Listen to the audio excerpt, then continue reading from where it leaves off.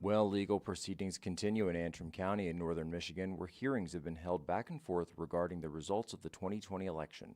And from November 3rd on, the eyes of many in the nation were focused on voting irregularities in Antrim County, Michigan. Now, Matt DePerno's legal team is revealing exclusively to One American News the next phase of their legal strategy.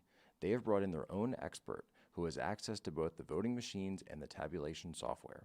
Jeffrey Lenberg is a systems vulnerability expert with an extensive background in national security who has been brought in by the plaintiffs in the case to give his analysis of the Antrim County election and their use of these electronic voting systems.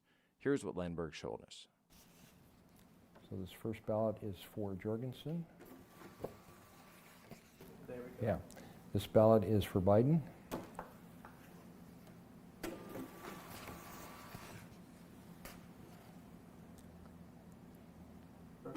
Next ballot is for Biden.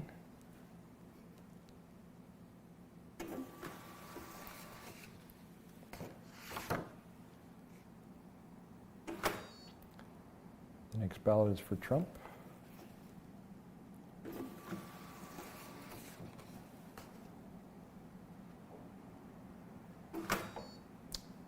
The next ballot is for Trump.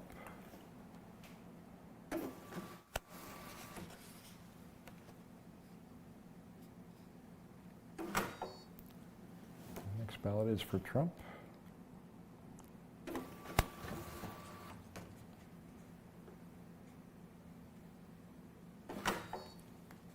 The next ballot is for Trump. And that's the seventh one.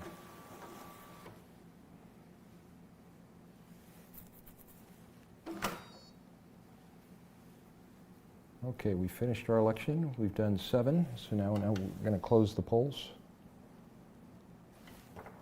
So close poll.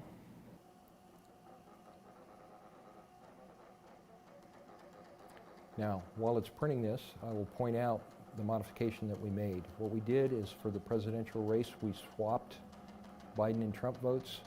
We did not change the senatorial race, and we swapped the congressional race. So that's what we're looking for. What we see is Joe Biden got 4, Donald Trump got 2, and Joe Jorgensen got 1. So you'll notice Biden and Trump votes are swapped. For the senatorial race, Peters got 2, James got 4, and Willis got 1. So there's no modification there. It matches the ballots. For the third race, the congressional race, Ferguson got 4, Bergman got 2, and Bourne got 1. So it swapped those between the top and the second candidate here. Now this gets a little bit more detailed over here. What I'm going to do is manual. I don't have a script set up to do it, but that'll be a next step. But what needs to happen here is a series of SQL commands, database modification commands. So bear with me, please, as I go through these. The first thing I'm going to do is put the database in a known state, the starting state, the normal starting state. So I have it in that state right now. So what I need to do is that index, I need to swap the index for the presidential candidates, Democrat and Republican, and I need to swap it for the congressional race as well. So I have some queries set up to do that. So this is Biden. I'm going to go ahead and run that query. Then I'm going to go pull up each one of the other candidates. So I'll go to Trump, run that query. Then I'll go to Ferguson, run this query. Then I'll go to Bergman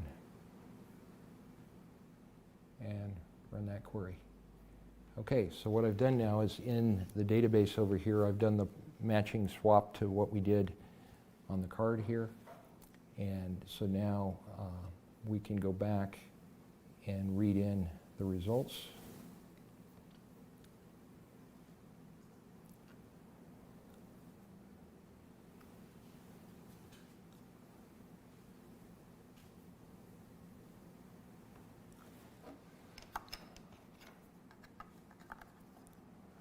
So this is card number 3.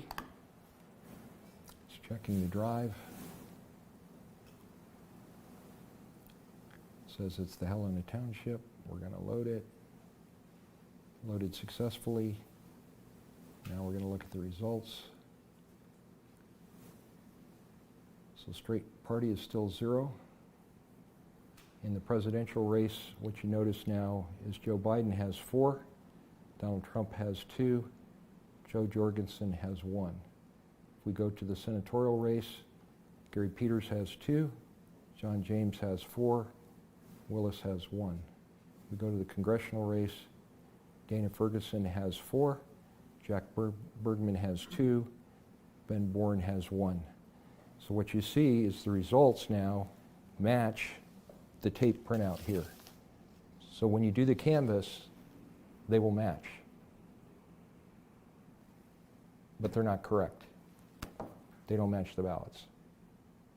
Lenberg says that his analysis shows that these electronic voting systems are vulnerable to compromise and demonstrated a series of manipulations he was able to perform within the software, which appeared to alter the reported outcome of this simulated election away from the results on the paper ballots themselves. For years, Americans were told by mainstream media that elections were vulnerable due to cybersecurity concerns, with outlets from CNN to MSNBC running stories on the security flaws in the systems. HBO has broadcast 2 documentaries on the subject, called Hacking Democracy and Kill Chain, the Cyber War in America's Systems. For now, One American News will continue to cover the story as it unfolds in Antrim County and across the nation.